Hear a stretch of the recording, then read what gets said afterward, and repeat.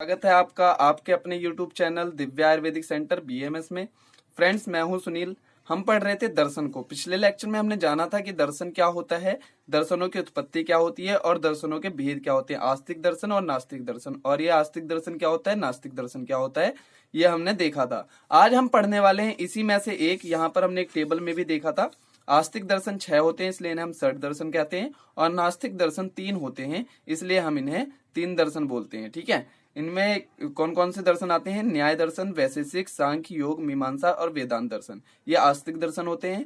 जैन, बौद्ध और चारवाक दर्शन, ये नास्तिक दर्शन होते हैं। आज हम पढ़ने वाले हैं आस्तिक दर्शन का पहला दर्शन, जिसको हम बोलते हैं न्याय दर्शन। ठीक है, तो हम इस लेक्चर में पढ़ने वाले न्याय दर्शन को, उसके बाद हम पढ़ेंगे वैशेषिक को। तो न्याय दर्शन को शुरू करते हैं। तो यहाँ पे हम बहुत ही इजी वे में आपको न्याय दर्शन बताने वाले हैं, बिल्कुल आसान शब्दों में, आपकी लैंग्वेज में, जिससे आपको यह बिल्कुल आसानी से समझ में आएगी। इसके ऊपर मत जाइए कि कैसे लिखा हुआ है, मैं एक एक वर्ड को आपको अलग से बताने वाला हूँ। अगर इसके नोट्स चाहिए तो आप मुझे व्हाट्सएप पर मैसेज कर सकते हैं, मैंने अपना नंबर डिस्क्रिप्शन में दिया हुआ है। यहाँ पर बस आप समझिए कि न्याय दर्शन क्या है। ठीक है, नोट्स की चिंता मत कीजिए, वो तो आपको मिल ही जाएंगे। बस आप ये समझने की कोशिश करना न्याय दर्शन क्या होता है, जो मैं समझाना चाहूँ। ठीक है, तो हम पढ़ने वाले हैं न्याय दर्शन को। न्याय दर्शन के प्रवर्तक महर्षि गौतम हैं। यह हमने पिछले लेक्चर में ही आपको बताया था कि कौन से दर्शन के कौन प्रवर्तक हैं। ठीक है, तो न्याय दर्शन के प्रवर्तक कौन है? महर्षि गौतम। न्याय का शाब्दिक अर्थ होता है उचित व अनुचित का ज्ञान। ठीक है, क्या उचित है क्या अनुचित है, इसका ज्ञान ही न्याय होता है। महर्षि गौतम ने संपूर्ण विश्व के दुखों की निवृत्ति या दुखों के निवारण के लिए इन दर्शनों की रचना की। ठीक है, इस दर्शन के पर्याय हैं तर्क विद्या व वाद विद्या। ये बात आप याद रखना कि इस दर्शन के पर्याय कौन कौन से हैं। तो इसके पर्याय 2 हैं, तर्क विद्या और वाद विद्या। ठीक है, न्याय सूत्र में 5 अध्याय हैं, यानी कि न्याय दर्शन में कितने अध्याय आते हैं? 5 अध्याय आते हैं। न्याय दर्शन ने 16 तत्वों को माना है, ये बात आप याद रखना।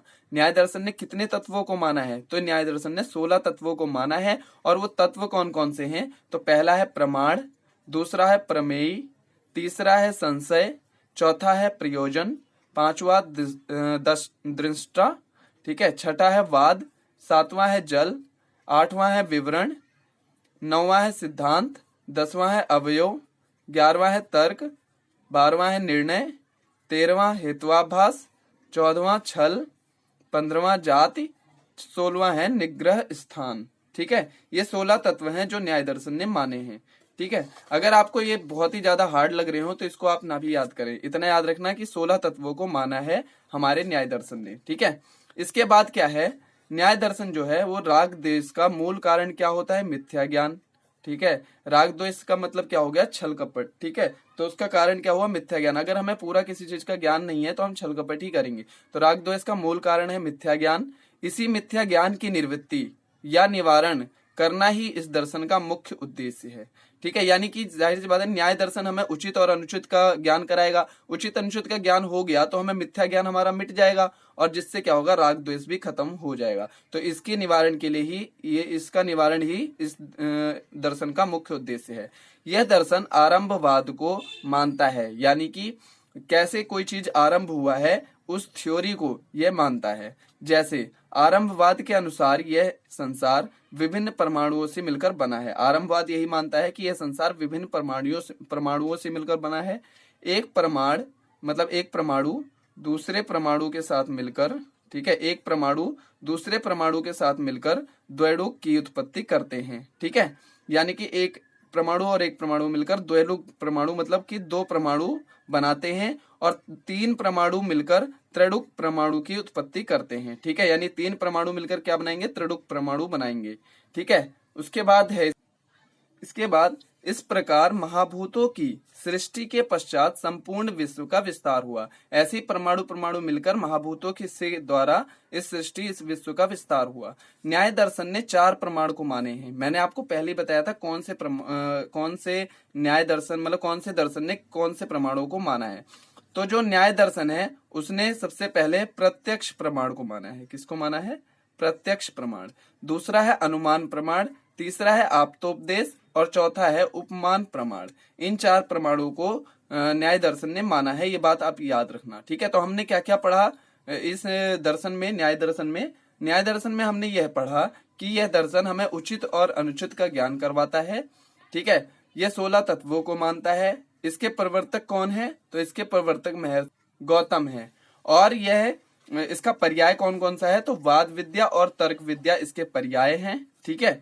और संपूर्ण विश्व के दुखों के निवारण के लिए महर्षि गौतम ने इसकी व्याख्या करी थी, ठीक है, इसका विस्तार किया था। इसके बाद ये 16 तत्वों को मानता है। वो कौन से तत्व थे वो मैंने आपको बता दिया था। इसके बाद यह राग द्वेष को खत्म करता है। मतलब राग द्वेष क्यों होता है हमें? क्योंकि हमें विद्या पूरी कंप्लीट नहीं होती, मतलब कि हमें मिथ्या ज्ञान होने के कारण, झूठा ज्ञान होने के कारण हम राग द्वेष को अपनाते हैं। तो ये ज्ञान क्या करता है? हमें उचित अनुचित का ज्ञान करवा देता है, जिससे हमारा मिथ्या ज्ञान मिट जाता है और राग द्वेष से हम निकल जाते हैं, ठीक है। उसके बाद क्या है? यह दर्शन हमारे उसको मानता है, क्या बोलते हैं, यह दर्शन आरंभवाद को मानता है। मतलब किसी चीज की उत्पत्ति होने को यह मानता है। जैसे एक परमाणु, यह संसार कैसे बना है? एक परमाणु और एक परमाणु मिलकर द्वैडुक परमाणु की उत्पत्ति करते हैं, और 3 परमाणु मिलकर त्रैडुक। ऐसे ऐसे जब बहुत सारे परमाणु मिल जाते हैं और पंच महाभूतों की मदद से इस विश्व का क्या होता है? विस्तार होता है। यह दर्शन 4 परमाणु को मानता था: प्रत्यक्ष, अनुमान, आप्तोपदेश और उपमान। ये 4 प्रमाण हैं जिनको ये मानता है। फ्रेंड्स, आपको इतना ही पढ़ना है इस न्याय दर्शन में, इतना ज्यादा आपको डिटेल में नहीं पढ़ना है, इतना ही आपके लिए काफी है, ठीक है। अगर आपने एग्जाम में इतना लिख दिया तो आपको पूरे मार्क्स मिलेंगे और कोई दिक्कत नहीं है। अगर आपको इसके नोट्स चाहिए तो मुझे आप मैसेज कर दीजिए व्हाट्सएप पे, मैं आपको सेंड कर दूंगा, ठीक है। अगर कोई दिक्कत भी आ रही है तो आप मुझे मैसेज में पूछ सकते हैं व्हाट्सएप पे, और कमेंट बॉक्स में बताइए वीडियो कैसी लगी। अगर आपको समझ में आ गया है न्याय दर्शन तो प्लीज इस वीडियो को लाइक कीजिए और कमेंट करिए और सब्सक्राइब करिए, बेल आइकन को जरूर प्रेस करिए और इस वीडियो को शेयर जरूर करें फ्रेंड्स। तो मिलते हैं नेक्स्ट वीडियो में वैशेषिक दर्शन के साथ। Take care.